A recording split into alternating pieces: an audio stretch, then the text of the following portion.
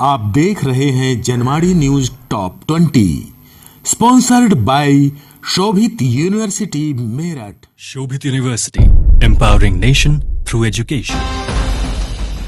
नमस्कार, मैं हूं विवेक कुमार। आप देख रहे हैं जनवाड़ी न्यूज। आइए नजर डालते हैं दिन भर की खास खबरों पर। एमपी के धार में निर्माणाधीन बांध में दरारें आने से अलर्ट, कई गांव को कराया जा रहा है खाली। मध्य प्रदेश के धार जिले में करीब 100 करोड़ रुपए की लागत से निर्माणाधीन बांध में रिसाव की खबर मिलते ही हड़कंप मच गया है। फिलहाल एहतियात के तौर पर आसपास के गांव को खाली कराने का काम शुरू कर दिया गया है। दुश्मन मुल्कों ने की हरकत तो घुसकर बम बरसाएगा ब्लैक जैक। भारत खरीदेगा दुनिया का सबसे घातक बॉम्बर। भारत अब रूस से दुनिया के सबसे घातक स्ट्रेटेजिक बॉम्बर TU-160 को खरीदने जा रहा है।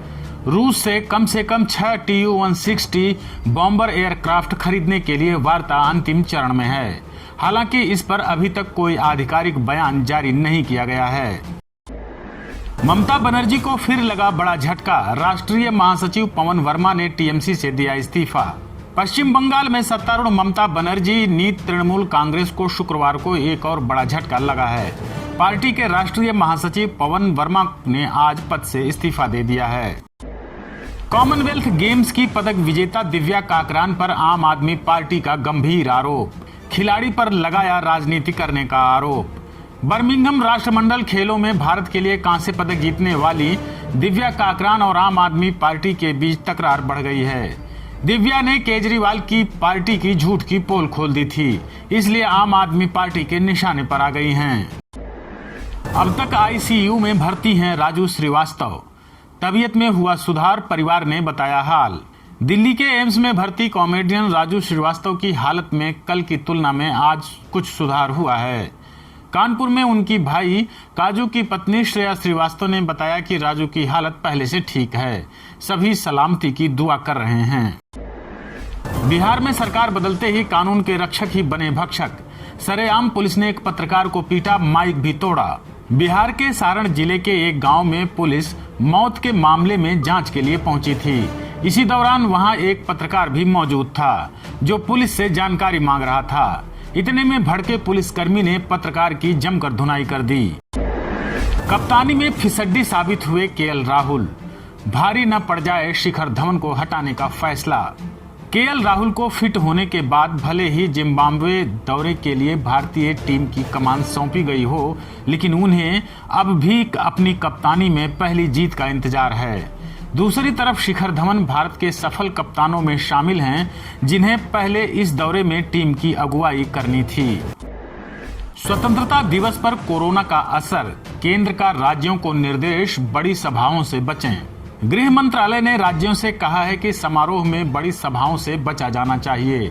यह जरूरी है कि कोविड-19 के दिशा निर्देशों का पालन किया जाए। सभी लोग कोविड-19 के दिशा निर्देशों का पालन करें। नितिन गडकरी के करीबी चंद्रशेखर बावनकुले बने महाराष्ट्र भाजपा के अध्यक्ष। आशीष शेलार को मुंबई की मिली जिम्मेदारी। चंद्रशेखर बावनकुले को महाराष्ट्र भाजपा का अध्यक्ष बनाया गया है। बावनकुले को नितिन गडकरी का करीबी माना जाता है। वहीं विधायक आशीष शेलार को मुंबई भाजपा का अध्यक्ष बनाया गया है। तथाकथित भाजपा नेता श्रीकांत त्यागी के समर्थन में लगे होर्डिंग। लिखा, त्यागियों का गांव है, बीजेपी नेताओं का आना मना है। तथाकथित भाजपा नेता श्रीकांत त्यागी के समर्थन में मुजफ्फरनगर के गांव सोहजनी तगान के बाहर एक होर्डिंग लगा दी गई है, जिस पर लिखा है, ये त्यागियों का गांव है, जहां बीजेपी नेताओं का आना निषेध है। आप देख रहे हैं Janwadi news top 20 sponsored by Shobhit university Meerut. Shobhit university, empowering nation through education. महिला कांस्टेबल ने दरोगा पर लगाया छेड़खानी का आरोप। पुलिस ने किया एसएसआई को गिरफ्तार। फिरोजाबाद में एक महिला कांस्टेबल ने दरोगा पर छेड़खानी का आरोप लगाया है, जिसके बाद दरोगा इरफान अहमद के खिलाफ मुकदमा दर्ज कर आरोपी को गिरफ्तार कर लिया गया है। तिरंगा झंडे को लेकर उत्तराखंड में सियासत तेज, बोले हरीश रावत। भाजपा कौन होती है देशभक्ति का पैमाना नापने वाली। उत्तराखंड भाजपा प्रदेश अध्यक्ष महेंद्र भट्ट के घरों में झंडा लगाने के बयान पर पूर्व सीएम हरीश रावत ने निशाना साधा है। हरीश रावत ने कहा कि किसी की देशभक्ति का पैमाना नापने वाली भाजपा कौन होती है। बिहार के डिप्टी सीएम तेजस्वी यादव पहुंचे दिल्ली, पिता लालू यादव और राहुल गांधी से करेंगे खास मुलाकात। बिहार के डिप्टी सीएम तेजस्वी यादव ने कहा कि महागठबंधन सरकार के मंत्रिमंडल का जल्द विस्तार होगा। दिल्ली में वे पिता लालू यादव और राहुल गांधी के साथ चर्चा करने के उपरांत आगे का काम करेंगे। मेरठ में युवती की सिर कटी लाश मिलने से मचा हड़कंप, शिनाख्त करने में जुटी पुलिस और पब्लिक। मेरठ जिले में लिसाड़ी गेट थाना क्षेत्र के लखीपुरा में नाले के पास 25 वर्षीय युवती की सिरकटी लाश मिलने से सनसनी फैल गई। वहीं मौके पर पहुंची पुलिस पूरे मामले की जांच पड़ताल में जुटी हुई है। सपा मुखिया अखिलेश यादव ने योगी सरकार पर लगाए गंभीर आरोप, बोले हर विभाग में भ्रष्टाचार, पुलिस उत्पीड़न करने में जुटी।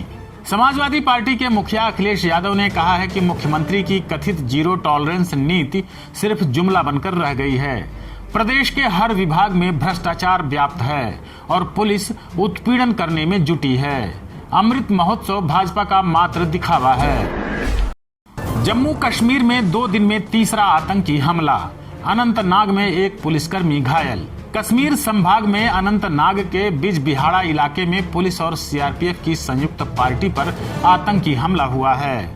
बताया जा रहा है कि इस हमले में एक पुलिसकर्मी घायल हो गया है, जिसे इलाज के लिए अस्पताल ले जाया गया है। बिहार में कांग्रेस विधायक ने सोनिया राहुल गांधी को लिखा पत्र, जाति के आधार पर मंत्री बनाए जाने की उठाई मांग। बिहार में महागठबंधन की सत्ता में वापसी के बाद कांग्रेस पार्टी के विधायक छत्रपति यादव ने खुद ही मंत्री पद की दावेदारी आला कमान को पत्र लिखकर की है। उन्होंने मंत्रिमंडल में उनकी जाति के आधार पर मंत्री बनाए जाने की मांग उठाई है। शेयर बाजार हरे निशान पर बंद, सेंसेक्स 130 अंक ऊपर तो निफ्टी पहुंची 17,700 के पार। आज शुक्रवार को शेयर बाजार 59,462 पर बंद हुआ, तो वहीं निफ्टी में 39 अंकों की मजबूती देखने को मिली।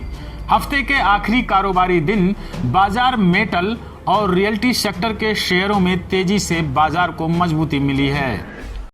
माले जा रही फ्लाइट में आई खराबी, कोयम्बटूर में हुई इमरजेंसी लैंडिंग। माले जा रहे निजी एयरलाइंस के एक विमान को स्मोक वार्निंग के कारण शुक्रवार को कोयम्बटूर हवाई अड्डे पर उतारना पड़ा।